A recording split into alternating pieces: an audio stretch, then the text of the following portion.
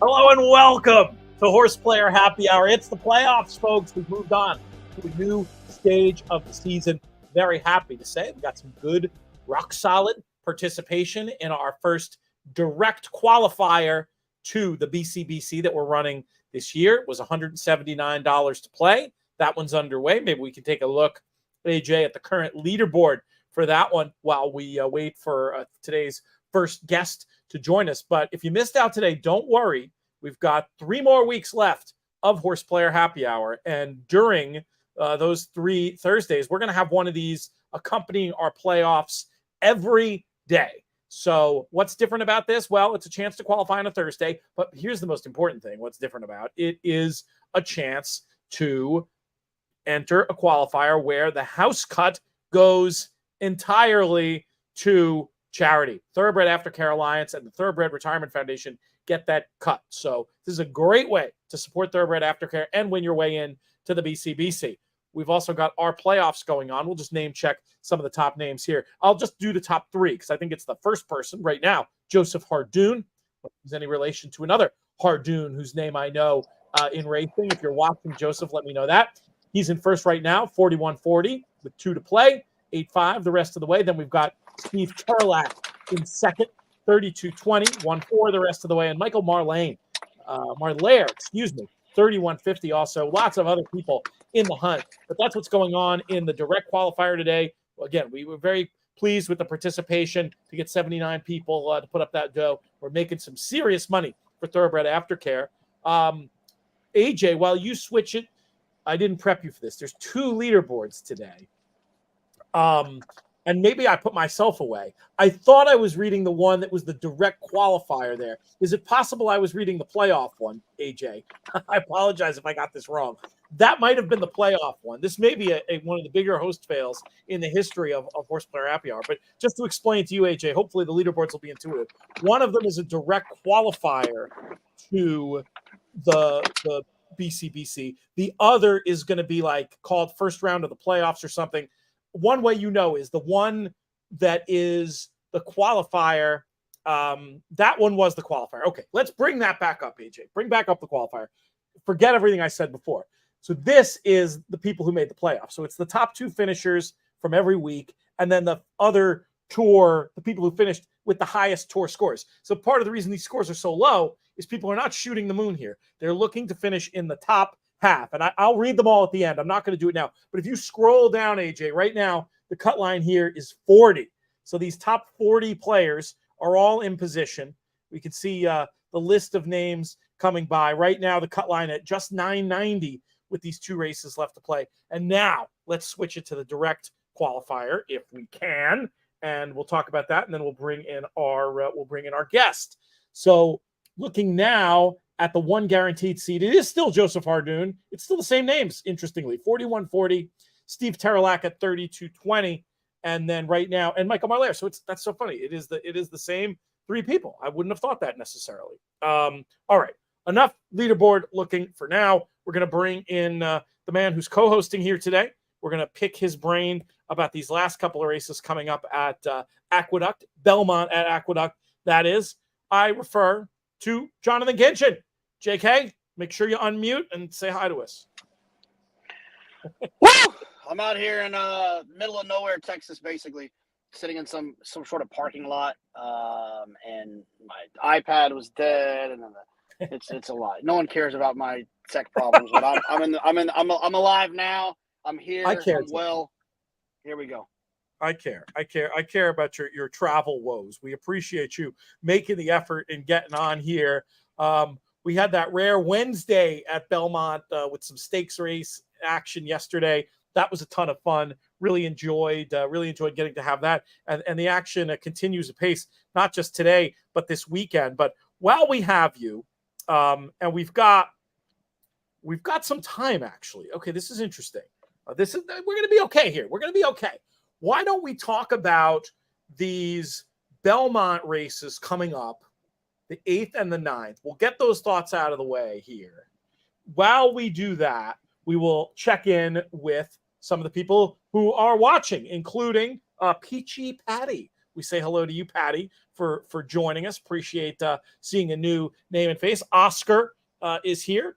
Gary is still alive, watching along. Trish, who's in our playoffs, played more aggressive, trying to find some longer shots, thinking maybe she should have played it safe. But we'll see, Trish. I mean, if you get one horse in these last couple, you might well have the opportunity to qualify. So don't give up yet is my best advice to you, Trish. Richard's been a stalwart in the comments, and Peachy Patty sounds like a particularly big JK fan. Maybe JK is part of the reason why Peachy Patty has turned up today. And Frankie from the UK is saying hello to us as well. So yeah, give us your comments. We might even have time. The way this breaks out, with it being 16 minutes to race 8 at Belmont at Aqueduct, I think we're going to have time to talk about more than we originally planned, JK. Now I see we've lost your picture, but are you just? No, I was resetting. I didn't want people to see my weird looking angles that I might have presented to you. So yeah. No, you look handsome as ever. You'll be okay. Want to talk about these races real quick? Yeah. Well, yes, it's going to be a struggle for me since this iPad is not cooperating, but I'll fake it till I make it. I can lead the discussion. You'll know a handful of these. You'll know a handful of these runners, and obviously you must have looked at it before. This time of year, you're just popping on to Horseplayer Happy Hour. You're not doing the Fox thing.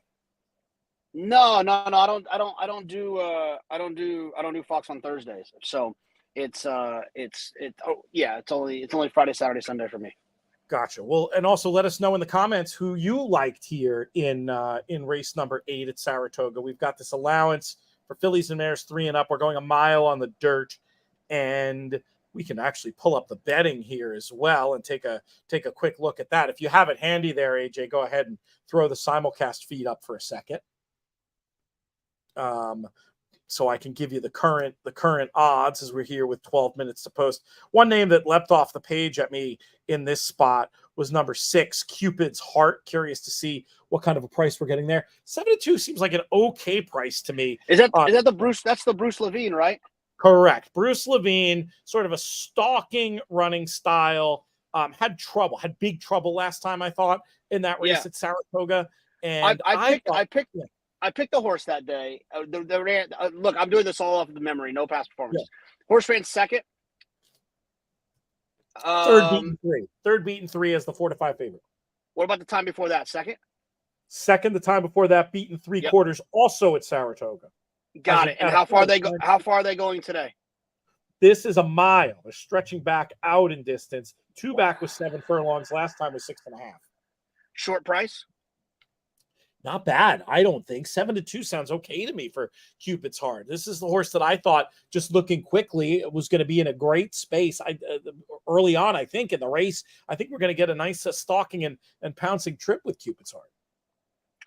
Yeah, I worry about the distance for that horse, right? I mean, I remember, I think it's 6 furlongs horse is looks tough, but a lot of times in those situations when you're switching, the biggest things that happens is that a horse, they get to relax a little bit. They don't have to run as fast to keep up. And I think sometimes you can get big performances from horses like that. I I'm trying to pull it up now so I can see who else is in there because I know I'm not being very helpful. I'll run it down. I like what you're saying. I mean, we'll talk more about the concepts, and I think what you're talking about is the difference between what we would say in the USA sprint speed and route speed, with a route race being one at a mile or over. And I was thinking Cupid's Heart might be suited by it. But to your point about questioning the distance, the last time Cupid's Heart did go this mile, granted, it was the end of the season last year. It was sort of a pop and stop job, total downline, was leading halfway through the race with some solid pace figures, ended up only third. But I don't know about you, JK, but for me, when a race precedes a layoff, like let's say a horse goes long once and doesn't run well, and then that precedes the layoff, that makes me think, well, there was a layoff, so something else could have gone wrong. Maybe we don't need to draw any conclusions about how far she wants to run based on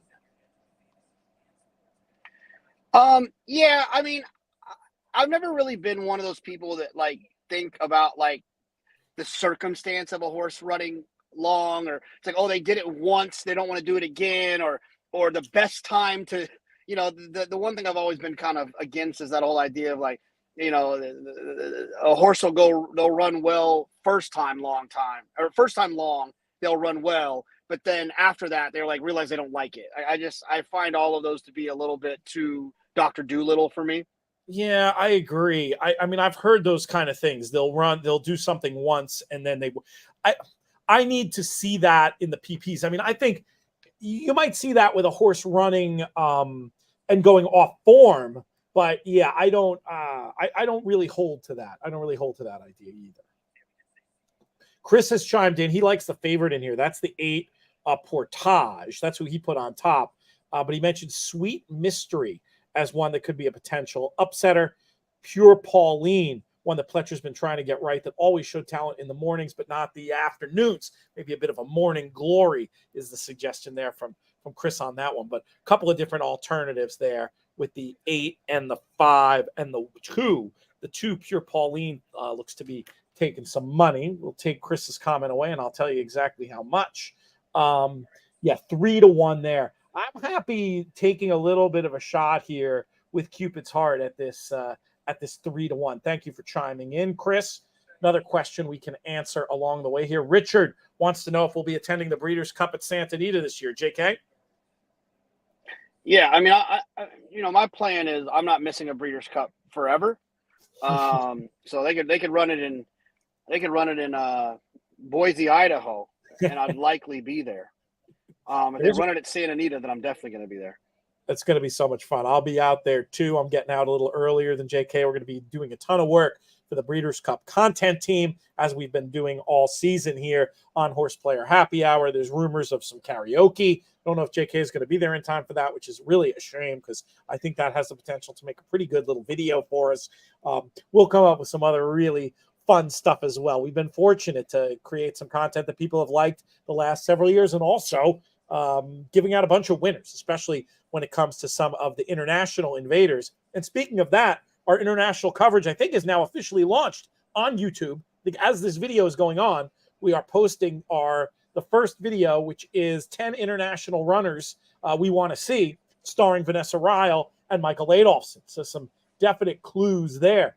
Gary chiming in. He'll be at the Breeders' Cup. Gary, come say hi. If you see us out there, it's always good to meet people who support In the Money and support the Breeders' Cup and support our Thoroughbred Aftercare charities as well by participating in these games. So that's something to take a look at. Another plug I'll put in.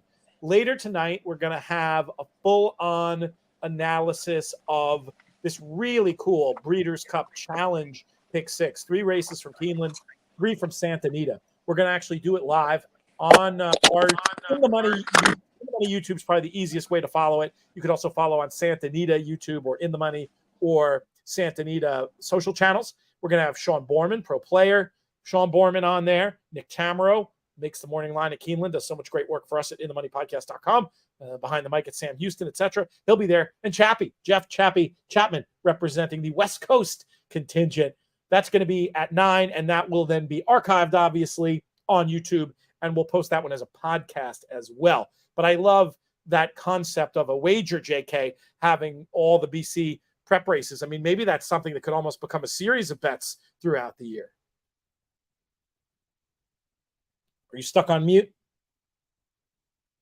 Yeah, look, I'm never mad at a pick six or a multi-race wager that.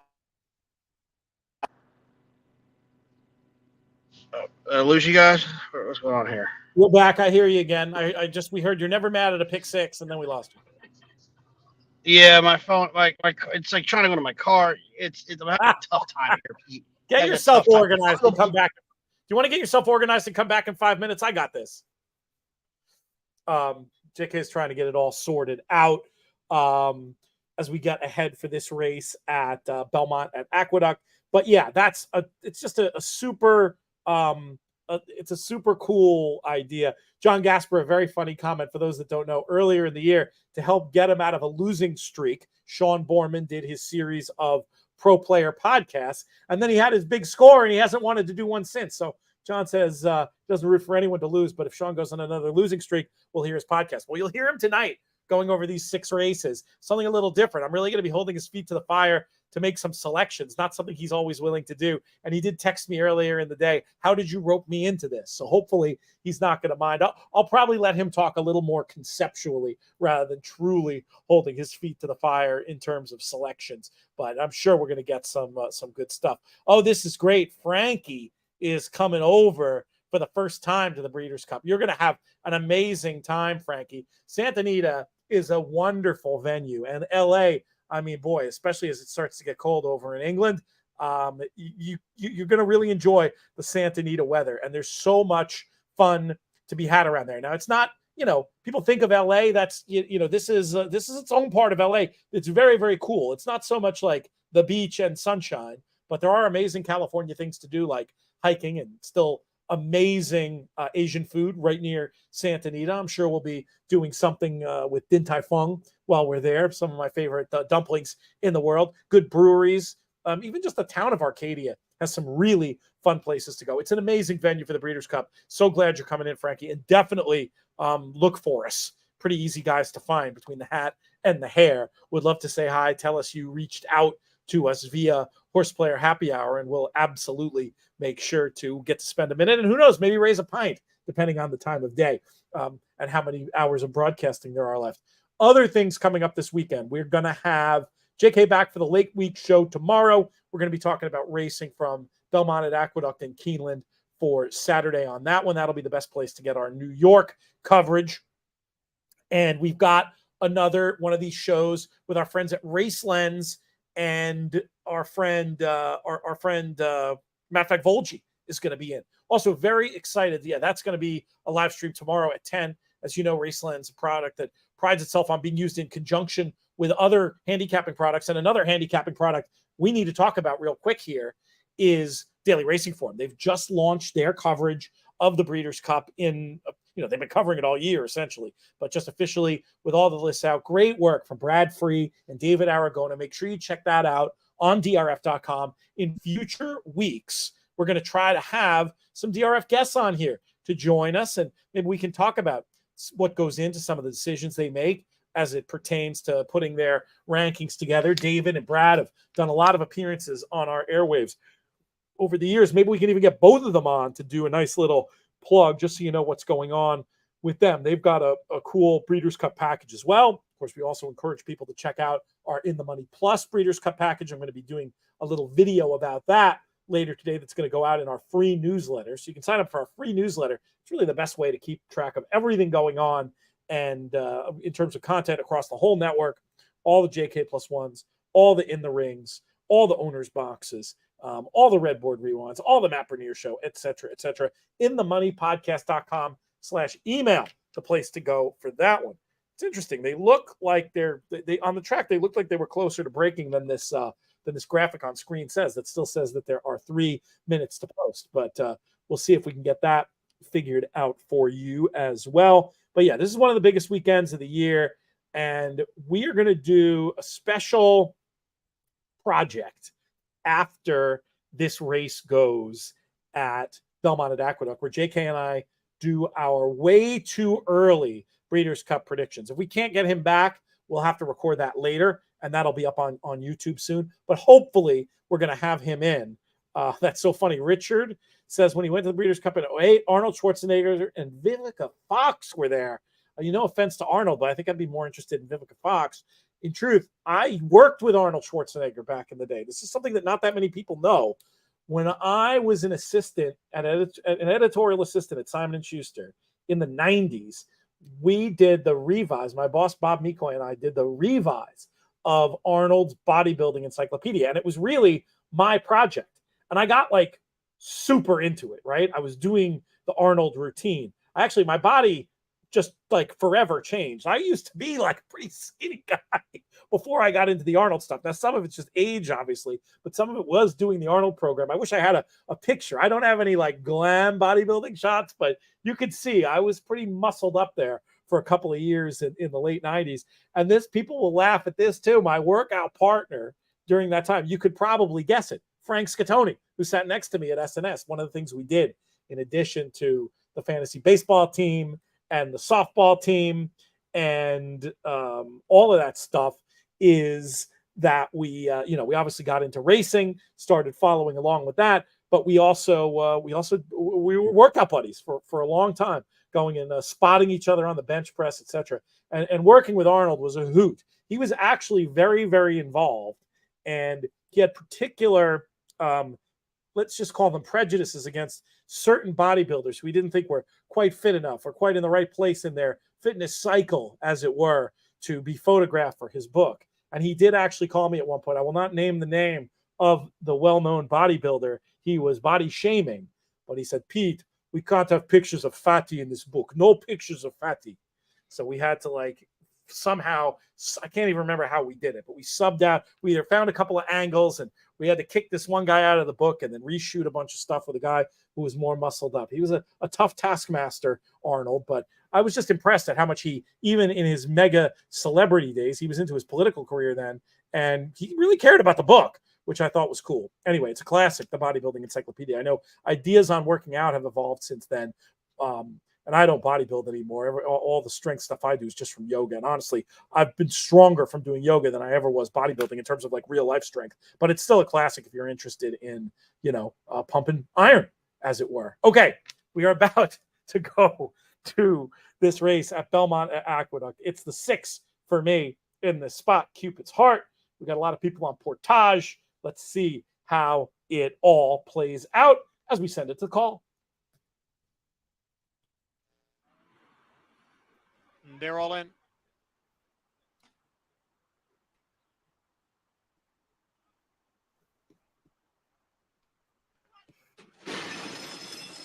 And they're off. Safora Dada, Portage is there. Now moving up is Mongolian Panther. And from the inside, it is Fancy Azteca. Portage has the lead. Fancy Azteca up to challenge with Mongolian Panther sitting just off of them in third. Then in between horses, it is Sweet Mystery, passed on the inside by a Pure Pauline as they race up the backstretch. And up front, it is Portage and Fancy Azteca right together. Mongolian Panther just off of them in third. Pure Pauline down at the rail end in fourth. Safora Dada on the outside in fifth. Then the gray Sweet Mystery in sixth, 3.5 lengths to Toned Up in seventh, followed by Cupid's Heart, who is in eighth. And way back in the field is Mia Be a Star. Opening half, 1:45.1. So it is Portage on the outside with a narrow lead. Fancy Azteca down at the rail. It's 2 lengths to a Mongolian Panther, who's running in third. And then a break of 5 back to a Sweet Mystery. Down at the rail is a Toned Up. And on the outside is a Cupid's Heart. The field is in the stretch. 3/4 in 109.4. Portage is the leader here with Mongolian Panther and Toned Up giving chase second and third. Cupid's Heart on the outside in fourth, followed by Sweet Mystery. It is Portage trying to hold off Toned Up, who is coming on here. Portage and Toned Up, they come for the finish, and Portage does it, 3/4 of a length. Toned Up was second, and Cupid's Heart rallied for third. Nearly a big upset there with that big run. That would have changed things around in terms of our leaderboard for sure. But in the end, it's Portage who gets the job done. Let's test you, JK, and then if it works, I'm going to intro you for this separate little video we're going to do. Are you there? Can you hear me?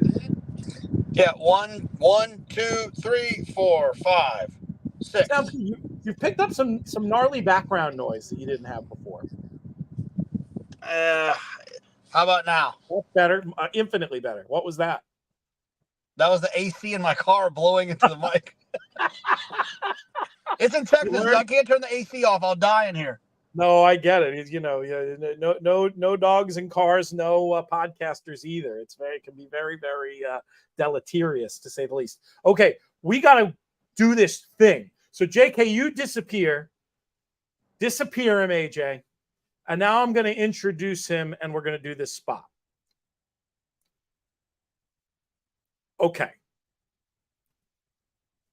It's time for our way too early Breeders' Cup predictions. I'm your host, Peter Thomas Fornatal, coming to you from the Brooklyn Bunker, and I'll bring in my co-predictor for the show. He's coming to us from his car. He is not driving Uber.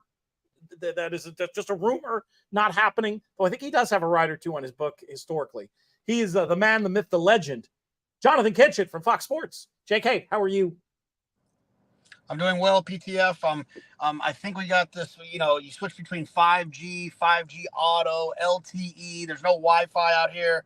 There's barely even a Chick-fil-A around here. So we're doing our best. It's remote in Texas when there's not even a Chick-fil-A around there. Let's do these bold predictions, my friend. I'm going to start us off. I think that Europe. Actually, no, I'm not going to say that. I'm going to say that international runners, not necessarily Europe, international runners win all 3 Saturday distance turf races. What do you think? Mile, turf, turf for sure. With no. We might not have one in the top 5. We might not hit the top 5 in the turf. That one's, there's nothing bold about that one. I will say this. If Up to the Mark shows up at Keeneland this weekend and does what he was doing early in the year, in the spring, he's the only shot we have as a North American horse to win the turf. As far as the mile is concerned, I guess I need to figure out how I feel officially about Master of Seas. I'll get that answer this weekend, but I do think Casa Creed is sneaky as a horse that might really appreciate what's going to happen at Santa Anita with that kind of those tight turns and some pace to close into and some firm ground. And as far as the filly and mare turf race goes, look, I think in Italian, I said it before, I didn't think she'd lose a race this year. She did lose a race to White Beam in the Diana. I think she's outstanding as well. And I think the 1.25 miles, if she runs in that race, gets loose on the front end, a little bit like Day at the Spa for Chad Brown, I think she could be unbelievably dangerous for those Europeans or those not U.S. horses to try to run down. I'm going to disagree with you. And in fact, I think I'll give you one of the 3 races is going to be won by not U.S. contingent. I'm going to give the home team the other 2. You make some good points about those 2 horses in particular. Up to the Mark, we'll learn so much more. In Italian is interesting. We've seen that movie before with Chad Brown with a speedster winning the 1.25 miles at Santa Anita. And in Italian, very big prices right now. Something on the order of 20-1, I think, for that race. Maybe there's some question if she might try the mile. Would you think she'd have a shot in there if she went to the mile instead of the filly and mare? Yeah, look, I mean, I think it's a pretty crazy price. I know that at one point Chad thought about maybe mile, but I just feel it depends, right? I think depends what happens this week in the First Lady with White Beam and with in Italian, right? Like if White Beam wins again, then I think maybe there's a conversation to run White Beam in the filly and mare turf. Then you run in Italian in the mile. Let's just see what happens. I think in Italian's pretty damn good, whether it's a mile or a 1.25 miles, but I'd like her a little bit more going the 1.25 miles. And for future viewers watching this, you'll have that information at the ready based on what happens this weekend. You can inform these way too early predictions. And we'll be making loads of predictions along the way over at InTheMoneyPodcast.com on our Horseplayer Happy Hour broadcast for Breeders' Cup. Join us live every Thursday between 4 and 5. And if you want even more, check out In the Money Plus, InTheMoneyPodcast.com/plus, where you get all of our Breeders' Cup covered. So there's loads of free stuff as well. Your first prediction, JK. Oh, you cut out a little bit. One more time, Pete, on that last little piece. Your first prediction, what should it be? Who? It's like an Abbott and Costello routine at this point. What's your first Breeders' Cup prediction? Oh, there we go. Well, we talked about a few of them off air. I'm going to go. I don't know what. Hopefully, you're ready for this graphically. I'm going to go with that. The home team, California, will win both juvenile dirt races. I think Tamara is going to win the juvenile fillies, and I think that Prince of Monaco is going to win the juvenile, just the straight juvenile on the dirt. Well, I think that we're going to get some major clues clearly this weekend. Do you see either of the big 2-year-old races potentially mixing up where you're going with that? Because of course we got the Champagne and we've got we've got Fierceness involved, and then we've got the race at Keeneland as well. But I mean, especially between Fierceness and Timberlake, that's the first place my brain goes as to how we might upset your all California apple cart. Yeah, I think there's 3 horses that could ruin this too early prediction in the next 48 hours. One of them is Timberlake. The other one is Fierceness, and the other one is Muth, right? I think one of those 3 horses could really blow up this entire idea that I have well, I guess Muth would be on your side a little bit because he's from California, yeah. Right? Yeah. But I think those are the only 3 horses, in my opinion, right now that have shown anything that could lead to beating Prince of Monaco. That's interesting that you're still so high on him. I thought the last run was more workmanlike and was starting to think maybe he was more Cave Rock than he was one of the giants that we've seen in years past. But you remain pretty sold on Prince of Monaco. Yeah, look, I mean, I think when you can run really fast numbers like he did 2 races back, it deserves some attention. Little disappointed that he didn't run as fast last time, but let's see. Let's just see, because and also he ran against Muth last time. So if Muth comes back and kind of can kind of run a big race, there's also that possibility too that just might have been a light number. Let's keep it with the 2-year-olds. My next one, Tamara Romps in the Breeders' Cup Juvenile Fillies. I've just been so impressed with her, JK. And I'm really not worried after looking at how Mom was handled, especially Beholder, about her having about her stretching out and getting the job done. She's just such a classy animal. She ran such a fast figure. I know there's a lot of optimism about some of these fillies we're going to be seeing this weekend in the Alcibiades. Notice I said it correctly. I think Tamara Romps. Any agreement or disagreement? No, I do. I agree. I like her so far. Like you said, part of the exercise of doing this too early predictions is we are a little bit ahead of a couple of big races this weekend that could change them all.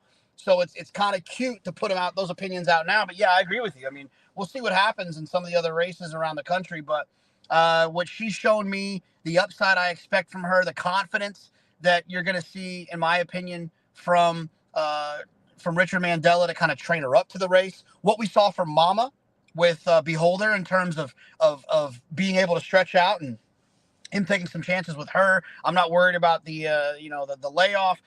There's not a lot to really concern me about her as an individual. It's more or less that someone else kind of jump up and show themselves. And as of right now, it's really been all about her. Yeah. All right. So some agreement there with the Breeders' Cup juvenile fillies. Before we proceed, though, let's put in a real quick plug for that terrific JK+1 you did with Mark Toothicker last week. I'm only partway through it, but I'm loving what I'm hearing. And you had a few different tidbits. Just people have to listen to get the whole thing, but give them one of the tidbits you got about Tamara. Well, the fun thing is he talked about how B. Wayne Hughes is showed why he was such a great businessman, because if you partner with him, he's got partnerships with you. Part of his mindset was to support the partnership. And, they had Bolt Doro and I feel like B. Wayne thought that Spendthrift weren't doing enough to support Bolt Doro. And one of the things that he did was he said, look, we're going to breed Bolt Doro to Beholder. That's how committed we are to the stallion. And they gave the marketing team a real lean, right? Like, hey, look, what questions do you have? We bred Beholder to Bolt Doro. So your little mare will be just fine. You just relax. You get over here. Let's get this done. He also talked a little bit about, you talk about JK+1 after dark. he talked a little bit about Bolt Doro's habits in the breeding shed. He's a tricky little fella. Well, we'll leave folks to investigate that on their own time. Maybe not safe for young ears, it sounds like, in terms of that one. Tamara, of course, named for the legendary B. Wayne Hughes' daughter, which is another indicator that they always thought this one was pretty good. Let's move on, JK, because I know we only got about 10 minutes before you got to go, and we got a lot of predictions to get to, actually. So we'll speed round this a little bit. Let's go with you. Well, we already touched on one of yours. Let's make it official about your prediction about In Italian and the filly and mare turf. Yeah, I think she's going to go wire to wire. I think that they're going to ride her aggressively. I think that she gets Joel Rosario back, who I think kind of understood the fact that, and I'm not saying that Irad couldn't understand it, but I think Joel knew it. Let her roll. I think she's going to roll on the front end. I think she'll win this weekend at Keeneland, and I think she'll go on to be America's best shot in the filly and mare turf.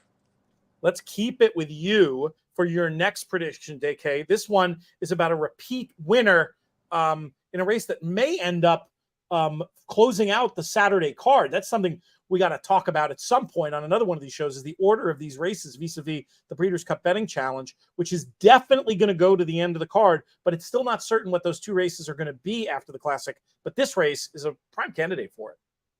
I think Elite Power is going to win the sprint back-to-back years. Look, I picked Gunite last time going 7 furlongs at Saratoga.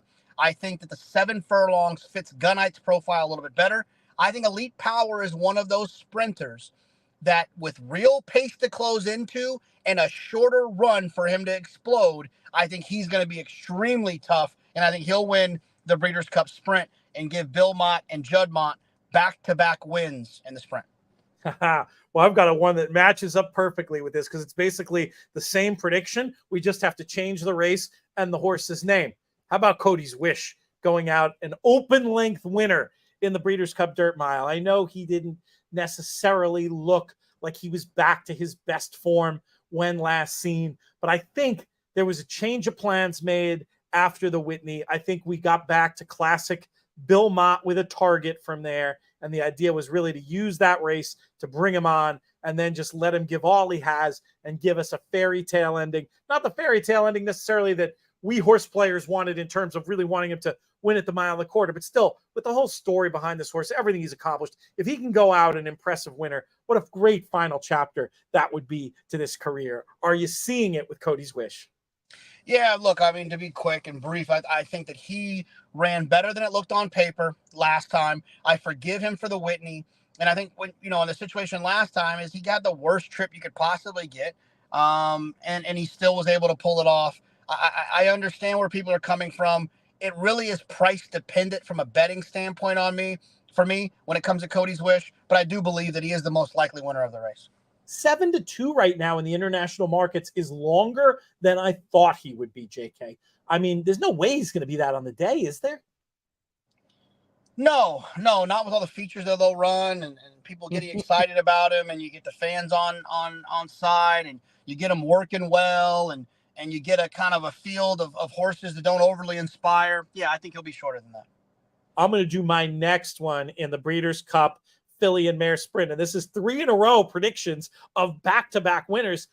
I think Goodnight Olive's going to win the filly and mare sprint, JK, and it's certainly no offense at all to Echo Zulu, who I think is incredibly talented. I think will go here. This isn't a cheeky prediction about her going to another race. I think she'll go here. But when I rewatched the race from Saratoga, Goodnight Olive ran so well, having to do her own dirty work. I've got to think in the Breeders' Cup filly and mare sprint, she's going to be able to just run her race. I think it's going to bring her forward. I think she can win.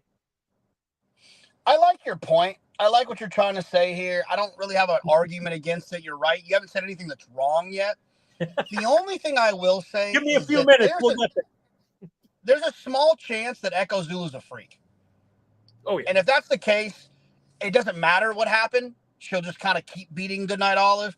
If she's not quite to the freak level that I predict she might be, then I agree with what you're saying, that Goodnight Olive did do all the dirty work and could turn the tables. You made a great point off there about the 6 furlong, 7 furlong difference between horses and what kind of horses end up running in the filly and mare sprint as a result. Yeah, you'd like to think there's probably a no-hoper speed type that's more of a 6 furlong horse that's going to run in the Breeders' Cup Filly and Mare Sprint and could be a problem for Goodnight Olive early. I mean, I'm sorry, for Echo Zulu. But Echo Zulu's professional. I mean, she'll sit off a horse. She doesn't have to make the front end. Yeah, it's a fair point. It's going to be a great showdown. I really hope Echo Zulu turns up here because I think that makes this a really, really interesting race. I mean, granted, wherever she goes, her story will be so good and it'll add to any race she goes in. But I feel like this race in particular, we could really bill as a heavyweight fight and have some fun with. Where would you go if you were the connections of Echo Zulu? Oh, 1,000% I would run in this race. And it's not even close. I'd keep her in training next year, and I would target the 2-turn races next year. That's, I mean, you know, she's a champion already as a 2-year-old. If she wins the 7 furlong race this year, she'll be a champion. And then you could go on and make her a champion as a 2-turn horse. I mean, what kind of page would she have in that situation? A 3-time champion as a 2-year-old, a sprinter, and an older distaff type. Wow. Forget it. Speaking of distaff types, your next prediction had to do with the Breeders' Cup distaff. Yeah, I'm going to go with a Hall of Fame, a current Hall of Fame winning trainer wins the distaff. So that gives me Steve Asmussen with Clairiere. That gives me Todd Pletcher with Nest. And that gives me Bob Baffert with what's her name? Adair Manor. Adair Manor. And then that gives whoever wants to take the other side. It gives you Brad Cox, who'll be in the Hall of Fame with Idiomatic. It gives you Chad Brown, who's going to be in the Hall of Fame with Randomized, who won the Alabama. I feel like it's a pretty good little proposition. Yeah, that's not bad at all. I'll take the other side of that for a little bit of fun. You're never going to have to twist my arm. Granted, I know I'm going against a lot of heat here numerically, but I'm never going to have my arm twisted too bad to take Brad Cox and Chad Brown on my side of a wager against you. So we'll go ahead and we'll make that one official and track that all the way to the wire. Give us another good talking point. We got a few minutes left, and we both have a prediction on the Breeders' Cup Classic. And it's the opposite prediction. This is another one where only one of us can be right. You go first. Yeah, I'm going to go 3-year-old here. I think Arabian Night or Arcangelo win. I think Arcangelo is going to kind of be a little bit like Daddy with Arrogate, and get better as he grows up. I didn't really love Arcangelo early parts of this year. He proved me something in the Travers. He makes his own trip. I thought he was getting lucky. He makes his own trip. He's going to take another step forward, I would think, growing up a little bit. Dad didn't mind the layoff. I don't think he'll mind the layoff. And then I like Arabian Night, who's my early pick for the Classic. I thought he's had a lot of ups and downs throughout this year. And to win the Pacific Classic against Older, beating his 3-year-old compadre and Go Rocket Ride, I think Arabian Night could take another step forward. Bob Baffert obviously knows how to win the Classic off of a long layoff. He did it with Arrogate, and he also did it with American Pharaoh. So I'm comfortable with these 3-year-olds. And you actually have. I'm giving you the best of it here, market-wise, too, because actually you've got the top 3 in the market, Arcangelo, Arabian Night, and Go Rocket Ride.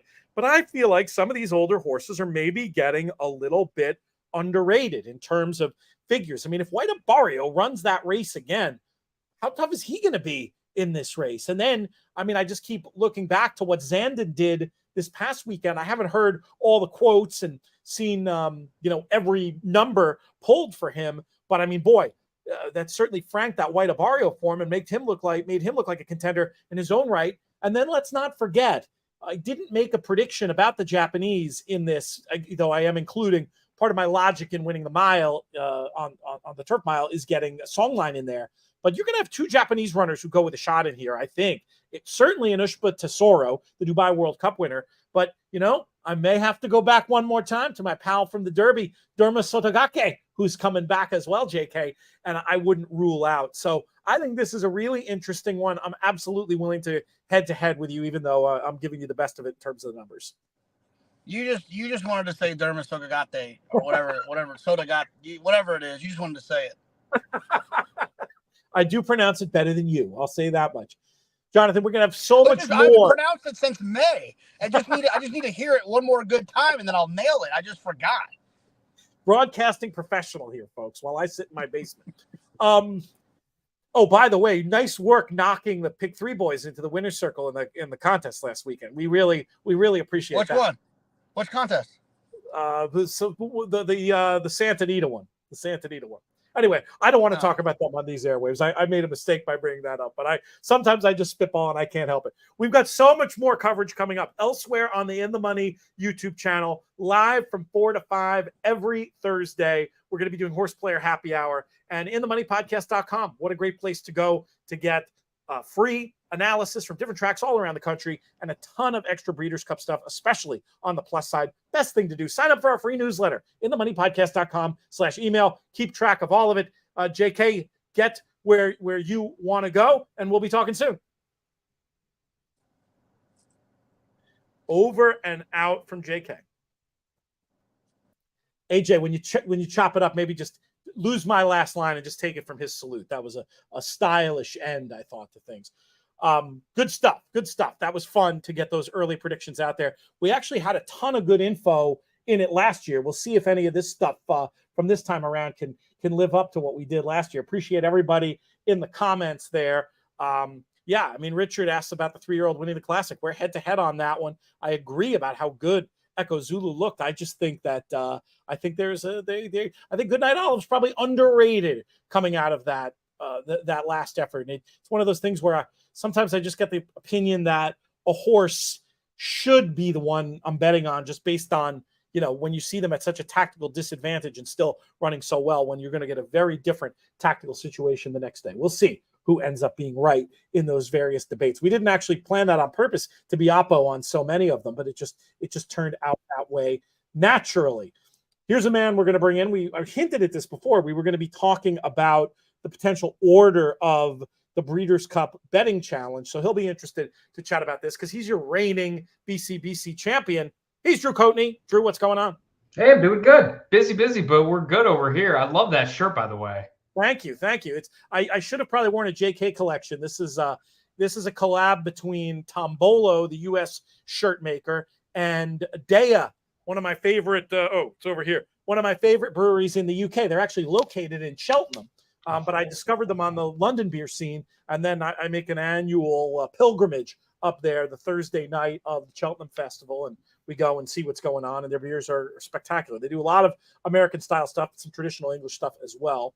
Anyway, you dig them. I would recommend checking it out. So Breeders' Cup betting challenge. We had some – it's not really breaking news because it's not definitive, but we did. I was on with Steve Bick today. Thank you, Steve, for having me on. And thank you. I think we had several people who were listening on that other At the Races, the USA At the Races, join us in the contest today because we had a big bump of numbers after I went on there. So thank you, Steve, and all of his listeners. But he was actually communicating with Tim Schramm during the show.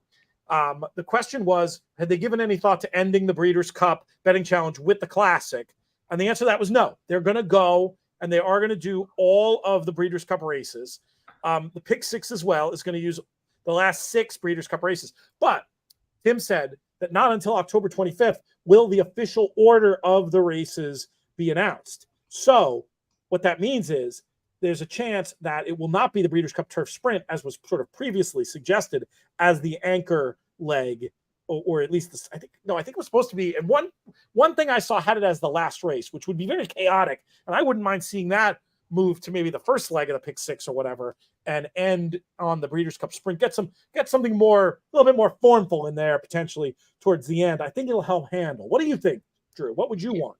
I dirt sprint. I mean, what a good year to have. I mean, the way I play selection oriented, it's nice that there's no clear standout favorite in the Classic, so it's going to be hard to make a big move. We'll use if needed, but I like the idea of the dirt sprint being the last race. I think all of us handicappers know 6 furlongs on the dirt very well. This group is going to be really competitive, and I think it's going to be a great way to end it.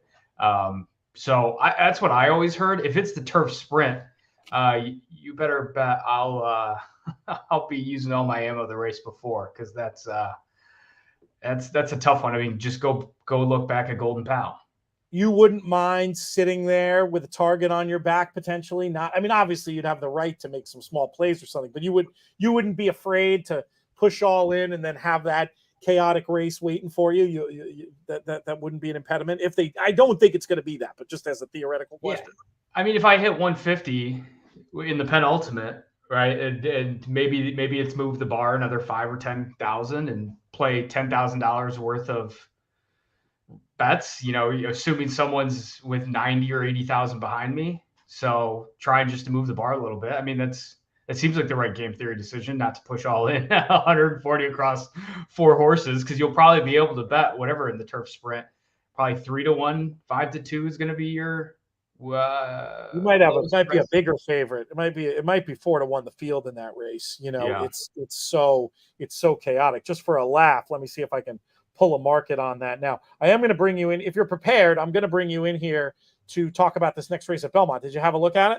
I did not. I was looking at every race today, except for that one. So let me pull it up here. We can talk through it. I look quickly, but just for right now, Breeders' Cup Turf Sprint. And again, this is sort of just an academic conversation because I think they probably will move it earlier. Kinross listed as the 4-1 favorite. I would think they'd go in the mile though. Highfield Princess 5-1. Living the Dream, who's running this weekend, 8-1. Bradsell 10-1. Caravel listed in there at 12, the shortest of the domestics. I don't think Casacreed will run in there. I think he'll go mile.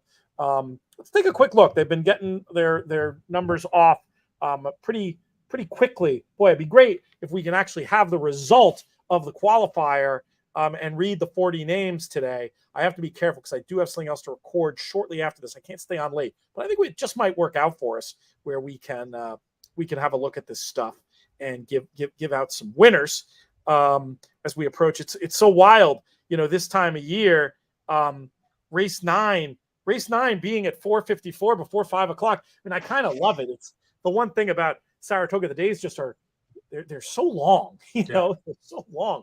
And it can be hard to get other stuff done. It is not this thing nice about having the racing day done when the work day is done. Richard asked about who the best U.S. sprinter on turf is. Yeah, got to be Caravel. And I think she's running this weekend. So we'll have another line on her form before that. JK and I have always kicked the tires on the idea of Big Invasion as a Breeders' Cup turf sprint horse, and might be an extremely big price when it comes to this year's running. Let's see if Big Invasion is even listed here. That's one that might be interesting to take a shot at if completely ignored, and he might be.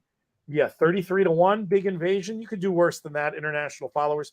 They're heading to the gate. We better talk about this race real quick. Yep. Anything jump out at you in this 40,000 maiden claimer? Yeah, 2 horses. The 4, I think, was I'm just reading off the form here. Too much of a hot pace last time out. So hard to trust favorite, but I'll put on top. But the other horse I like a little bit of the price is Cash Bale, number 7 at 36-1. Blinkers go on, drop in class. Had a run under his belt already, 4-year-old with a lot of upside, and ran decent 3 back at Saratoga on the turf at this level. So I don't think it's insane to get into. It just needs to be up near the pace a little earlier. So I think that one could blow up the tote board because this. All right, I've got a long shot too. The 5 Katani, I think, is a little bit interesting here. Showed speed on dirt going a mile at Saratoga. And just looking at the time form US pedigree ratings, appears to be better suited to the turf. Has the pace figures maybe to spy on a runner like Vince the Prince and keep him open, keep him honest. Mm-hmm. And who knows, going this route of ground, maybe just has to stick around. It could be heard from late. I mean, it's a goofy one, but I mean, at 35-1, why not take a little bit of a shot? We'll see what happens in this race. It's going to get a winner for our BCBC seat we're giving away today. Remember, we'll do that again next week. You should play. Oh, you're already max qualified, aren't you, for the BCBC? So the seats still count, though, if you want to get involved and support these great charities. Chris Couples says, usually looking at West Coast horses, suggesting Lane Way. Very good over that course.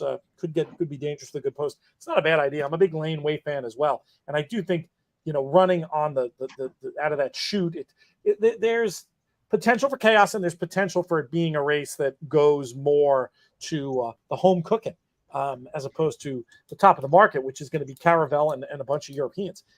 They're off. Let's go to the call.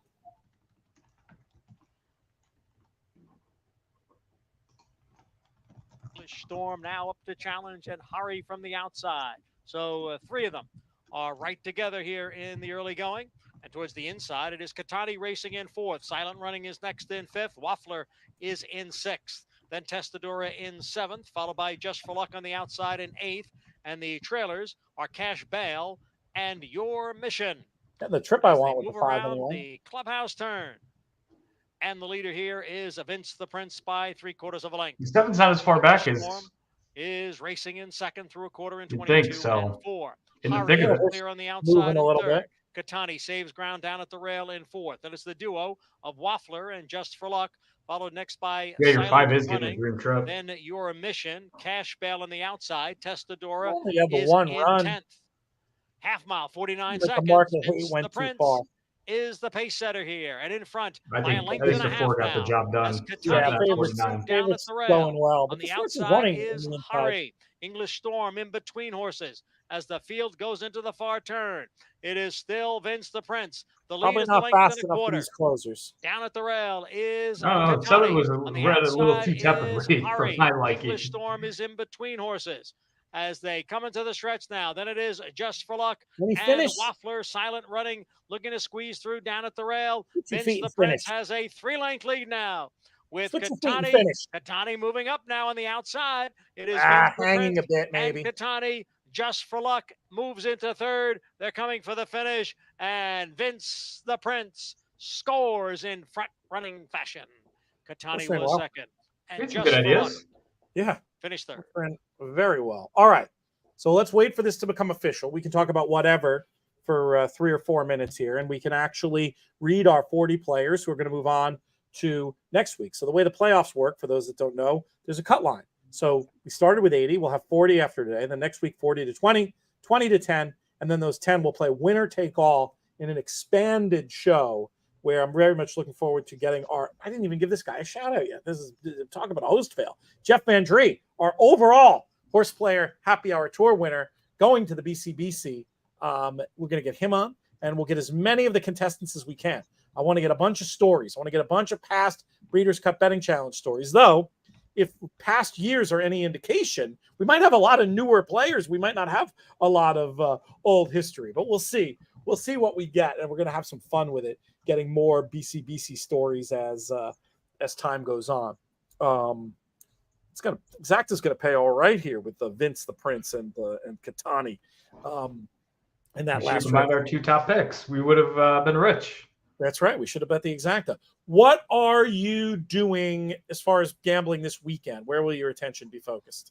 You know, I used to have this theory, like I have to be in good shape to look at PPs and be really, really like every weekend grinding. Nowadays with the kid, I've really taken a step back on that. I think even the Breeders' Cup, I was taking a month break before I walked into it. Because it is a grind. I mean, you're looking at PPs for a week solid for 2 days. So I'm really, you know, I hate to say it, there's a ton of great races. I'm going to be watching and just looking at the form and taking notes more than anything. You're in check mode. The big dance is coming up. You will not be. So you're not playing in the Keeneland Fall Contest, then? That's a little surprising to me. No, not surprising because this thing here would disappear if I was playing in the contest the day of our anniversary. Oh, okay, that's a legitimate excuse. That's a legitimate. I would like to stay gainfully employed and also be happily married. So those 2 things. Yeah, paperwork. It's very expensive. It's very expensive. Yeah, she's understanding and was with me the whole way. High five John Sadler as he walked by the flight line. But to be peaking at a placing a $20,000 wager at dinner on the anniversary, you got to choose your spots. Yeah, I know it's killing me. So I'm taking a little bit of a pause. I'll be looking, but other than that, I'm in kind of autopilot mode. Really just fire fresh because I think to me, especially with my bankroll, wagering the amount that I do, it feels better if it's more game selection oriented, and just keeping the budget smaller and say, hey, this is where my biggest EV play is possible at the Breeders' Cup and go full forward with confidence there. So absolutely. Oh, and I'm glad you gave Nancy a shout out. She's fantastic. Her only known flaw being her affinity for you. Yeah, that's true. That's true. Well, and an Ohio State fan, but we won't go down that road. Which I'm going to the game on Saturday. And the spread at 20 points seems a little too good to not bet on the Dogs of Maryland, both undefeated teams coming into the horseshoe. So into the shoe, excuse me. Sorry, Ohio State fans. Very funny. No, it'll be good. Yeah, and she is great and understanding. And yeah, we need to get the spouses all together on a podcast to moan and groan about how many times we've had to walk away to go to the bathroom at dinner. We've teased that idea for years about having a husbands and or wives of horse players show where we just get them all to complain about us. There's just no way it won't be hilarious. Yeah, well, I think also it might uncover too much of momentum for an advocacy group.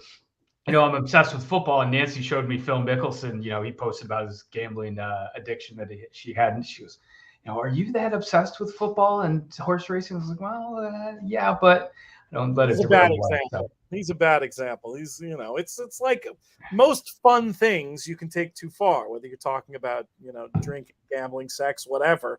It can all reach a place where it's an issue, and we take it seriously, and there are resources for those in need. But yeah, I don't think we're quite in the Phil Mickelson category. Let's put it that way. All right, this is official. They should have rung up, AJ. Let's roll through the two leaderboards. I'll make sure to get them not mixed up this time, if I can manage that. So this one is the qualifier. So this one, the key name, he was there the whole time. Joseph Hardoon wins with 53, and then Robert Little and Chris Couples, good to see Chris's name up there, pick up some of the spoils in terms of credits, breakage, etc., etc. Hopefully we'll get more entries next week, and we can give away another seat. This is going to be a challenge, but let me roll through the 40 names, AJ, and then we'll get out of here. Almost on time. That's still the first one, right, Drew? Help me out here. What's the first one? This is still the first leaderboard, right? This is the qualifier. This is not the playoffs. Yeah, there should be another leaderboard if you toggle up there. Yeah, there you go. That's the one. All right, here we go. John Gasper, Terrence Channon, Kevin Nunez, Alexa Zepp, Chris Couples, Matt Miller, David Brownfield, Julie LeBoyko, Daniel Edwards, Brendan Snodgrass, Brian Hofacker, Pat Quagliero, Chris Littlemore, former NHC champion, Mark Henderson, Daryl Parker, Michael Cavanna, has been at Final Tables before with us, Kerry Basore, Mark Winland, Ernest Hay Jr., loyal listener, and very OG in the money fan. Good to see that name there. Ellen, Patrick, Level, Jonathan Cummings, Mark Winland, Jonathan Cummings again, Alexa Zepp again, Silky Wilkie, Seth Wilkie, raise your white Russian. You have advanced to the next round. Stephen McNatton, Dennis Madsen, Robert Courtney, Howard Johnson, Julie LeBoyko again, Austin Kale, Michael Domovo of InTheMoneyPodcast.com, Tanya Taylor, good to see her name there as well, Michael Oldham, Christopher Olson, Michael Domovo again, Andrew Yoretsky, Tanya Taylor again, Daryl Parker again, Dennis Clark. Great stuff. We'll see you next week, folks. 4:00. Join us live. Tell your friends, play in this qualifier. Play it as you play in the playoffs, play in this. Get your 2 seats in the span of a couple of weeks, as we've had many people do on these shows. Drew, a closing thought from you. No, have a great weekend, all. Excellent stuff. For Drew, for JK, thank you, producer AJ. Ran you around like a nut today. Appreciate you very much. Our friends of the Breeders' Cup, especially Haley and Justin. Everybody who watched, commented, watches the replay, all that good stuff. Keep it locked. InTheMoneyPodcast.com. Sign up for In the Money Media YouTube channel and wherever you get your podcasts. I'm Peter Thomas Fornatel. May you win all your photos.